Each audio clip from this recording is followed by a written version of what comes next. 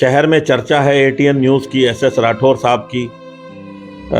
रास्ते में काफ़ी लोग मिलते हैं तो चर्चा भी करते हैं कि राठौर जी जो काम कर रहे हैं वो बहुत अच्छा काम कर रहे हैं। ऐसा कौन से अच्छे काम आप कर रहे हैं कि एटलीस्ट चर्चा है शहर में? 2020 तक का जो मेरा जीवन रहा ना, मेरा परिवार और मेरे बच्चे तक सीमित था। मेरे घर के बाहर क्या हो रहा है क्या नहीं हो रहा मुझे मतलब नहीं था।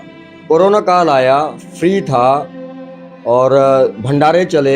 उन भंडारों के अंदर लोगों को खाना सर्व करना, और रात को जो पुलिस बैठी होती थी, गर्मी का समय हुआ करता था, तो उनकी आधी बाजू की जो है वर्दी हुआ करती थी, तो यहाँ मच्छर खाते थे उन्हें। अब ना तो उनके पास समय था कि वो बाजार में जाकर उस सामान को खरीद पाए उसको कवर करने के लिए, और ना ही दुकानें खुली हुई थी। तो हम उन लोगों के लिए भी जो है बाजार में पहुंचकर उनके लिए वो हाथों को कवर करने की जालियां लेके उनको सर्व किया करते थे। रात को खूब याद है, मेरी वाइफ जो है चाय बनाती थी और उसको मयूर जग में डालकर डिस्पोजल गिलास लेकर मैं उस सबको करता था। तो हमने माइक का सहारा लिया और उसके बाद से और आज तक लगातार उस माइक के सहारे से लगे हुए हैं जनता की आवाज को उठाने में। तो आपको लगता है कि जो है मतलब कि हम माइक उठा लेंगे तो हम जनता की एटलीस्ट आवाज बन सकेंगे और जो शहर में गलत हो रहा है उसकी आवाज हम उठा सकेंगे? जी, बोलना जरूरी है। आजाद होने के बाद जो हमें सबसे बढ़िया आजादी का जो फल मिला ना, सबसे बढ़िया वो फल है बोलने की आदत। जब हम बोलेंगे तो कोई तो सुनेगा। ऐसा नहीं है कि सारे ही गहरी नींद में सोए हुए हैं प्रशासन के अधिकारी या नेता लोग। हम बोलेंगे तो कोई तो उनमें से एक सुनेगा।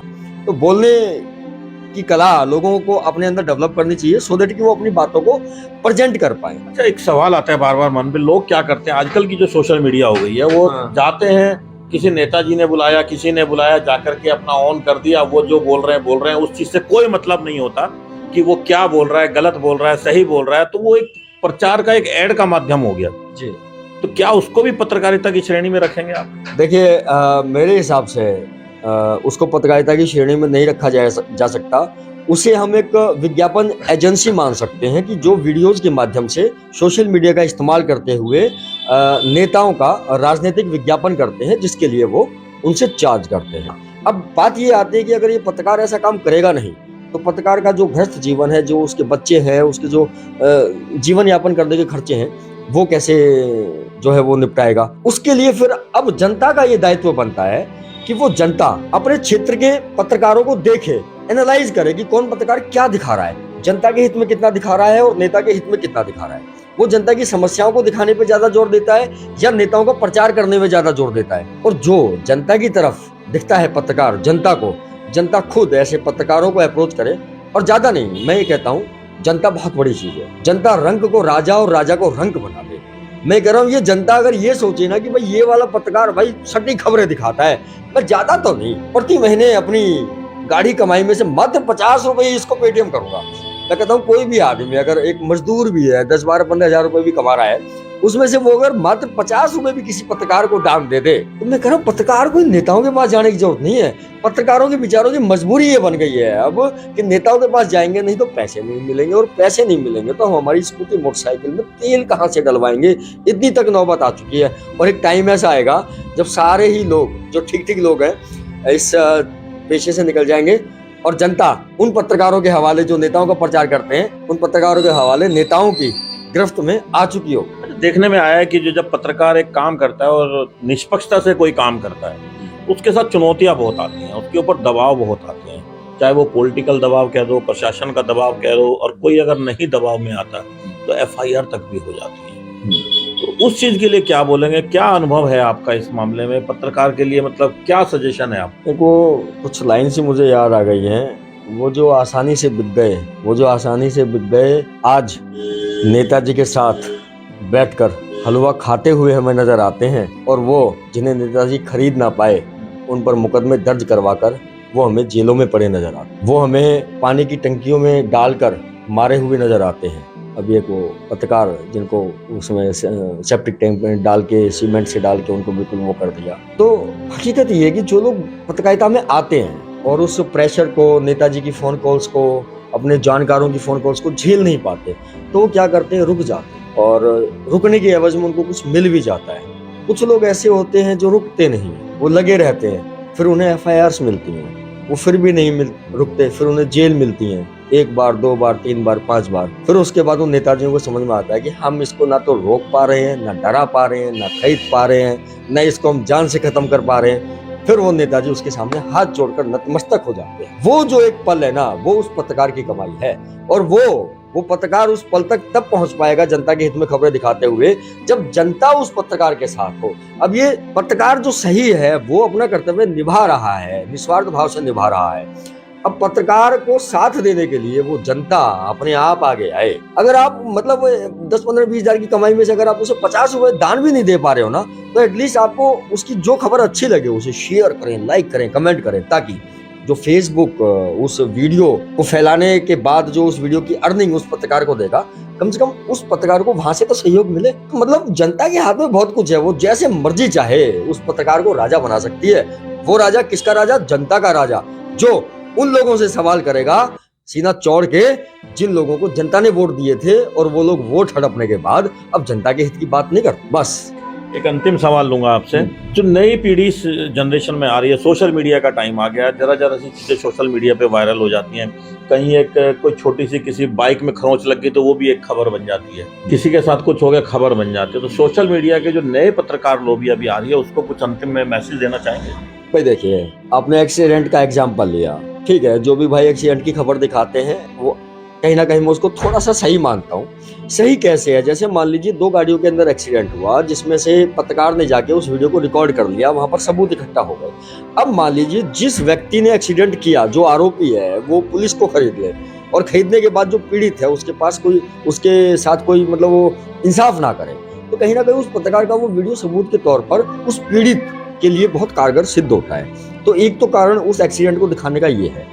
दूसरा, एक्सीडेंट को जब हम दिखाते हैं और मान लीजिए वहां कोई ऐसी वारदात हो गई कि उस व्यक्ति का फोन टूट चुका है या कुछ भी हो गया, तो उसके जो परिवार वाले हो सकता है कि उन तक वो वीडियो पहुंच जाए, तो हो सकता है कि वो वहां तक पहुंच सके, उसकी मदद कर सके। तो कई घटक हैं इसके उस चीज पीछे। को नहीं कह रहा हूँ, आप थोड़ा सा शायद भटक गए। मेरा टारगेट था कि जो नई लॉबी आ रही है, तो नई लॉबी के लिए कोई मैसेज देना चाहेंगे नए पत्रकारों के लिए, जो कि एटलीस्ट आपके अनुभव काम आते? भाई पत्रकारिता का जो मेरे लिए अर्थ है वो ये है कि जो चीज दबा हुआ है उसे दिखाना, और जिसको दबाया जा रहा है उसकी आवाज बनना। इसके अलावा पत्रकारिता की मेरे लिए तो कोई परिभाषा है नहीं। जैसे कहीं कुछ हो गया, आपको भी दिख रहा है, सबको दिख रहा है, आपने वो एक तो जस्ट लोगों तक पहुंचा दिया अपने वीडियो के माध्यम से। एक ये जो हम करप्शन के खिलाफ काम कर रहे हैं, जो दिख नहीं रहा, और हम लगातार काम कर रहे हैं कि वो जो चीज जहां दबी हुई है उसको निकाल के उजागर करें कि साहब यहाँ पर ये करप्शन हो रहा है, हमने ये खोज के किया, जिसे हम खोजी पत्रकारिता भी कहते हैं। खोजी पत्रकारिता के लिए आपको एनालिसिस करना पड़ेगा, खोजी पत्रकारिता के लिए आपको पढ़ना पड़ेगा, खोजी पत्रकारिता के लिए हो सकता है कि एक खबर के लिए आपको 1 महीना, 2 महीना, 3 महीना, या हो सकता है पूरा 1 साल भी लगाना पड़ जाए। खोजी पत्रकारिता वो चीज है।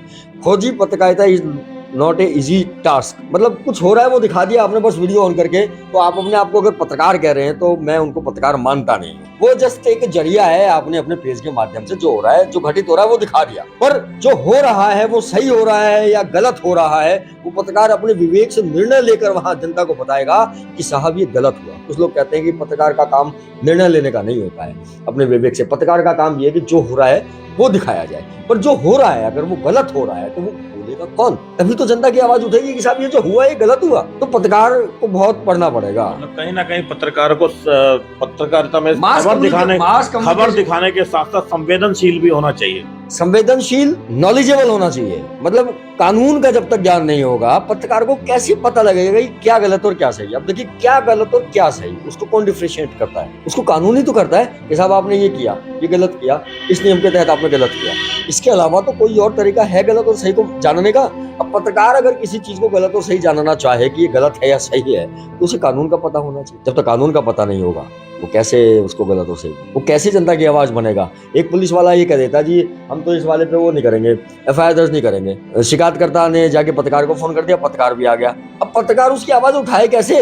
मान लो हो सकता है कि पुलिस की कोई कार्रवाई बनती ही ना हो, तो इसका मतलब पुलिस वाला तो सही कर रहा है। अब वो जो पत्रकार बाबूजी हैं, जब मैं क्या कहूँ उनको, अब वो चौकी थानों के बाहर खड़े होकर चिल्ला रहे हैं ये पुलिस वाला ये कर रहा है, वो कर रहा है, इनकी सुनवाई नहीं कर रहा, ये नहीं कर रहा, वो नहीं कर रहा। अभी बीच में एक खबर चल रही थी, एक नाबालिग बच्चा, उसके साथ कोई अप्राकृतिक यौन शोषण का अपराध हुआ। यही फैदाबाद की बात है, शायद आपने भी सुना होगा। तो उसका बाप उसको चौकी थानों में लिए घूम रहा है। तो मेरे पास पत्रकारों ने भी खबर दिखाई, तो मेरे पास एक पत्रकार भाई का फोन आया, यार राठौर भाई इसके अंदर ऐसा क्या हो रहा है जो इस बच्चे की सुनवाई नहीं हो रही? इस बच्चे के साथ गलत काम कर दिया एक आदमी ने।